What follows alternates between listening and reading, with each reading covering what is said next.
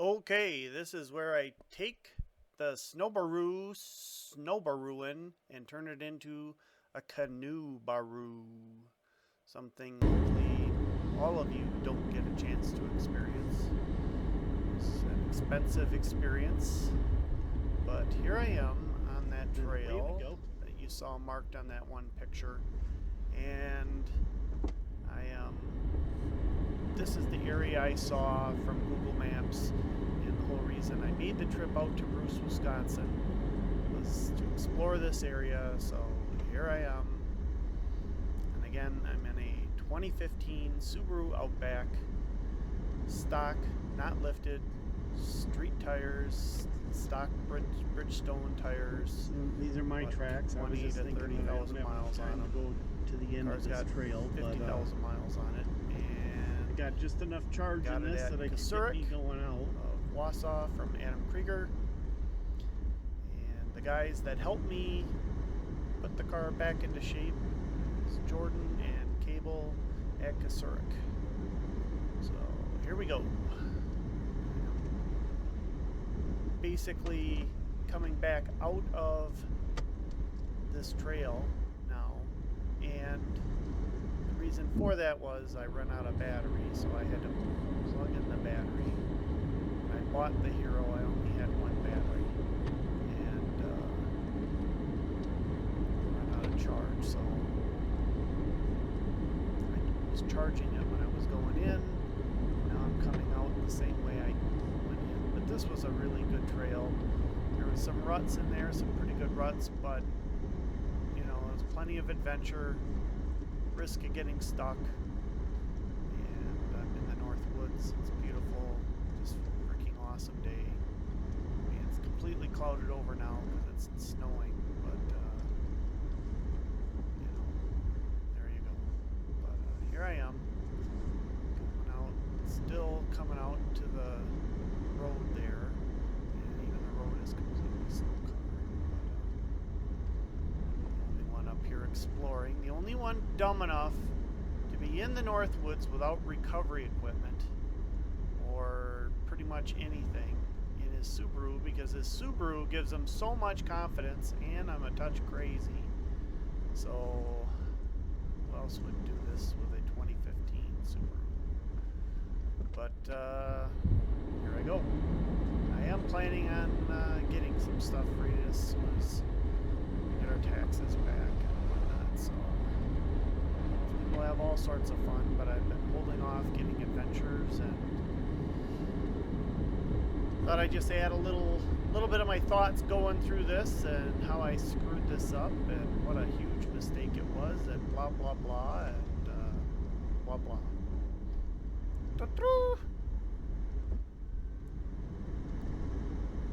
This trail just keeps going. I was actually really far in there, and for a moment there I felt like I had a chance to get out to some other side, but the GPS was not having luck telling me exactly how close I was to the other roads. So I got nervous and turned around and thought, you know, I don't want to be late for my dinner with my wife and friend, and since I live like 2.5 hours away, and I'd have to go home, clean up the Subaru a little bit, maybe get it washed, and clean myself up, I thought, well, I better head back out. This will be done. I'll be done with the day.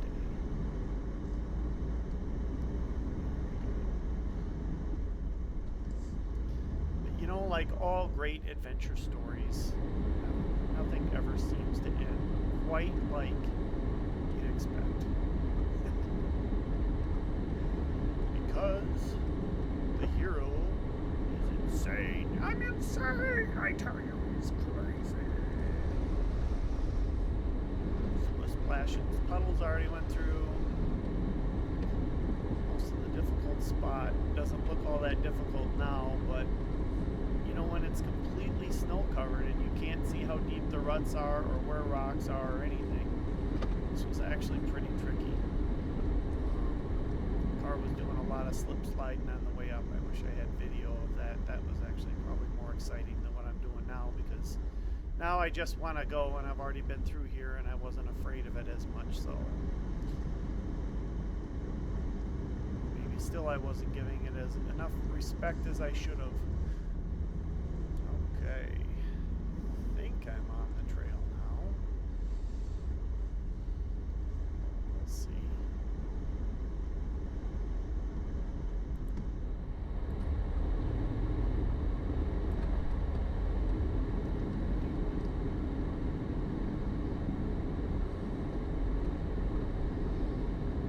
If you look on the right-hand side, I'm gonna get home. You should see just like in time to almost get in trouble. It's like a creek or some water.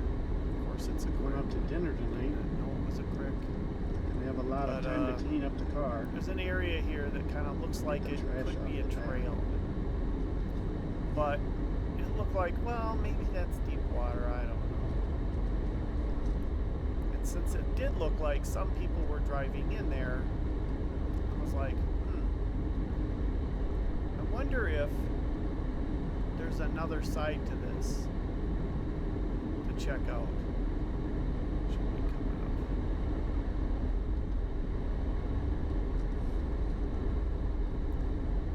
Let's see. Where is your Liebchen? Where is he?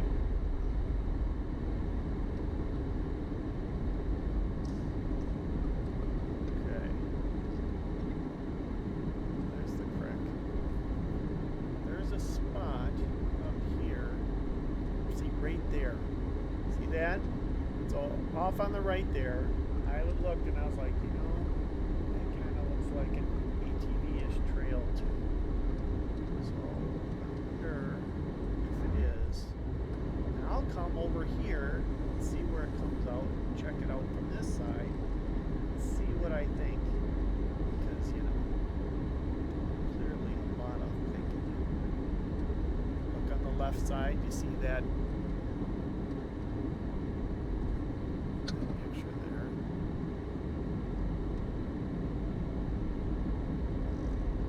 There you go. See? The one on the north, that's the one I'm about to pull in. The one on the south is the final stop. Final stop. So I'm crawling in here. And it kind of looks like it's good. You know, I'm not going that fast, and it's kind of rocky on the bottom, so that's a plus. And then right about here, you'll see the front end kind of drooped just a little bit. And I was like, you know, that feels just a little That'll bit be a too summer deep. one once I'm lifted. Much deeper than I should probably be playing in.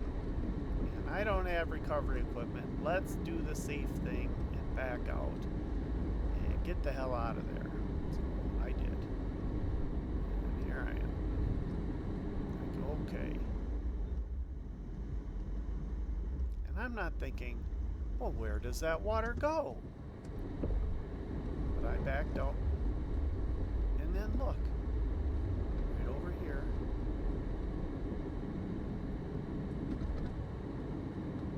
On the left-hand side, because I'm backing. Just like magic. The other side of the trail, but this side doesn't look completely covered in water. And I'm like, oh, look at this. Well, this right here is a shallow part of the creek. See how shallow it is? I can't tell it's a creek because, you know, it's all completely frozen over. And that was a little deep there, but no big deal. But right here, so I'm like, okay, well, this looks kind of like that other place I was in. Until there. And you see the wave. And you're like, oh, fuck. What the hell have I done? Oh, man. So now I'm trying to back out, and the front wheel will not go. I'm suspecting there's a big rock down there or a culvert, but I'm not sure. But either way, the car was not coming out. And there is no phone signal out here, and there's nobody for miles, and I'm sitting there thinking, well, this Subaru is so damn awesome.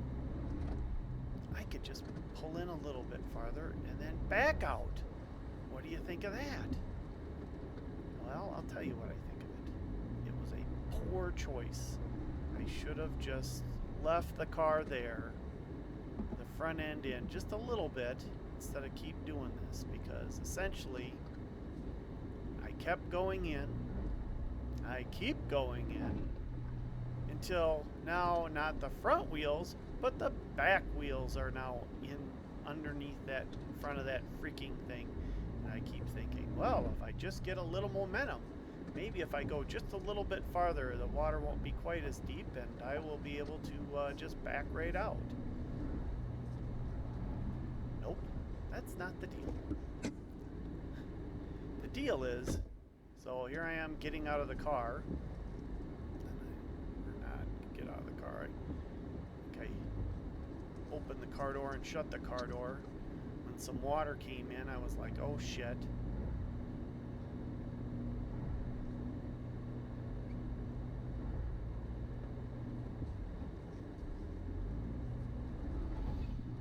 So basically, at some point here, you see where the red lines go back and forth, me going forward and backwards, me trying to do what I can to get out, and then it stops. And I get out, I let water in the car, and I'm like, I will, in my shorts, pile rocks and sticks underneath those tires and get out of here. Let me tell you, there was only one rock that I could get out that wasn't frozen, and there were no other rocks in the immediate area. And like I said, I'm in my shorts at this time and I'm wet, and then I slip and almost go under the car because, you know, under the car is in ATV ruts and it's like 3 feet, 2 feet something, you know, the freaking, and it's all greasy clay, whatever. And well, the front end is just out of the water, so I'm not drowning the motor. And the back end, the tailpipe is under the water, but I'm leaving the car running with the heat on and water inside the cab. Yay. And at this point, I decide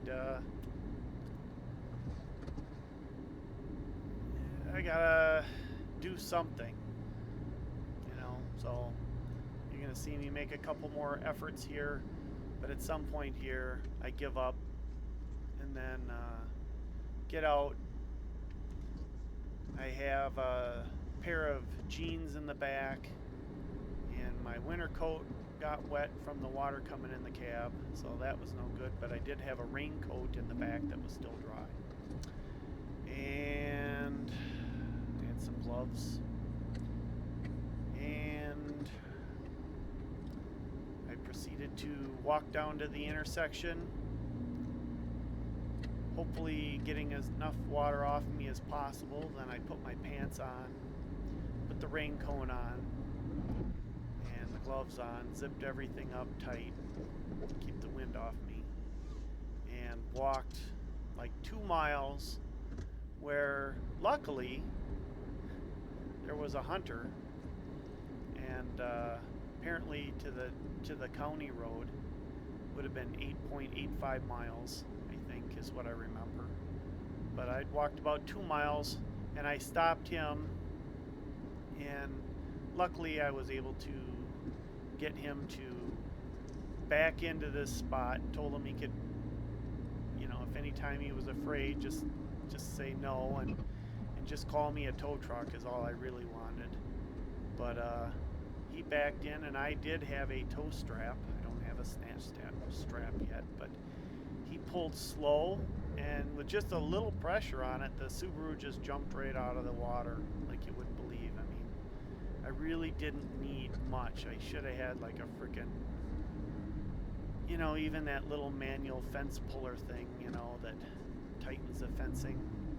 Can't remember the name of it right now, but that probably would have got me out with just that much pressure. I mean, it's just pathetic. But instead I spent like, I don't know, $1,200 now and